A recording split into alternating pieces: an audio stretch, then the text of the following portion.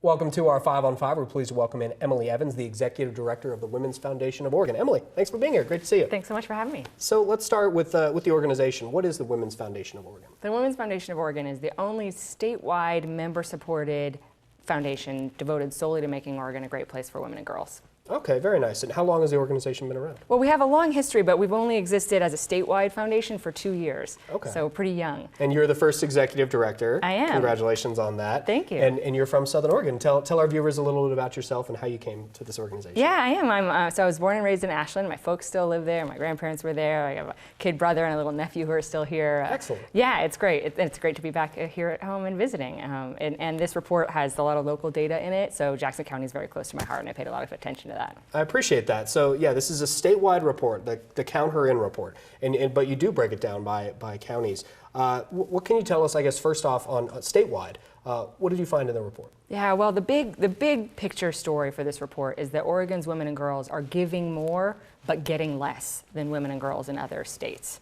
Which is to say, they're contributing a really extraordinary amount to our communities. They vote at higher rates, they give charitably and volunteer at higher rates, they give blood at higher rates, doing all these things that make our communities great. And in turn, they're experiencing some of the biggest gender disparities in the country. Wow.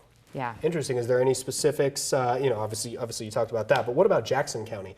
How do we compare versus the rest of the state? Yeah, there are a couple of things in Jackson County that really line up well with the top findings of our report. We're calling them the 8 that can't wait, and these are issues that are deeply urgent and that affect women and girls all over the state. Issues like violence against women, systemic racism, the cost of caregiving, the wage gap, and mental health. Here in Southern Oregon, we know actually that the cost of caregiving is a major issue.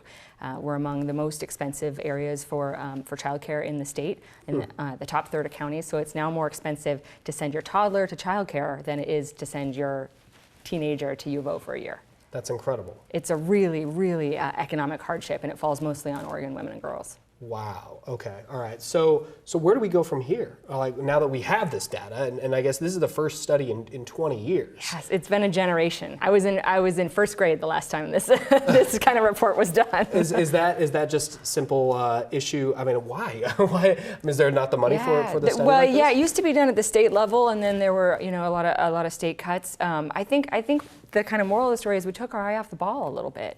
I think we heard from a lot of leaders and a lot of great folks that are really quite smart that they didn't think gender equity was a problem really anymore in Oregon. And what this report says is it's absolutely a problem, and it's high time we dealt with a lot of the things that have been neglected for 20 years. Certainly looks like it. Thanks very much. All right, we're going to take a quick break. We'll have much more in a moment. Stay with us. Welcome back to our 5 on 5. Again, we're here with Emily Evans from the Women's Foundation of Oregon. So you guys put together this Count Her In report, statewide report. First in 20 years someone's done something like this. How did you gather all that data? So we worked with a team of researchers from Echo Northwest who put together just mountains of data from a bunch of publicly available data sources. It's incredibly reliable, it's incredibly current.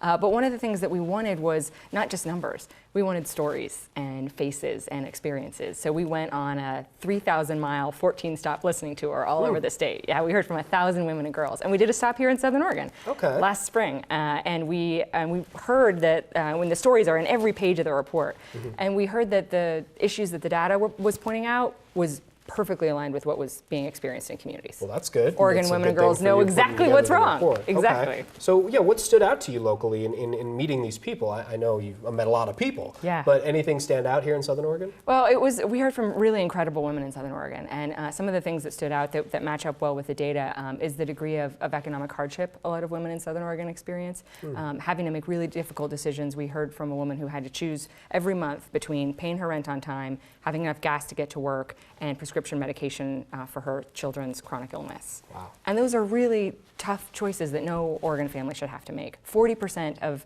female-headed households here in Southern Oregon face those kind of choices every single month. Wow. It's really a lot. One of the other things, is incredibly difficult. There's some really sobering information in the report. One of the other things we heard was the rates of violence against women, which has been much on the national and statewide dialogue. We heard from service providers here in Southern Oregon who routinely arrive on their doorstep at work to find families that have walked through the night, sometimes without shoes on, to get to safety from violence at home. Yeah. So we just heard such incredible stories of resilience and urgency around some of the changes that we need to make. So where do we go from here? What's the next step? How do we fix this problem?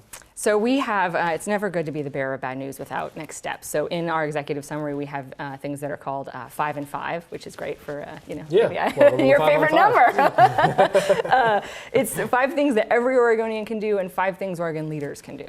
So they're simple everyday actions that are everything from like asking the right questions in your workplace and in your school to demanding better data at the state level to make sure that we never go this long without a report again. And they're really simple things, but we really believe that if everybody starts to step up and talk about things in a different way and tackle these 5, we'll start to see the change that Oregon women and girls deserve. Can people read the report online? They can. They can go to countherin.org and download it. They can order a hard copy from us. And probably the most important thing is that the Women's Foundation of Oregon is member supported. And it's the generosity of the people who believe in us and contribute to the foundation that made this report possible. Very nice. Great to see you. Thank you so much for being here. Welcome back to Southern Oregon. Thanks so much. All right. Stay with us. We'll be right back.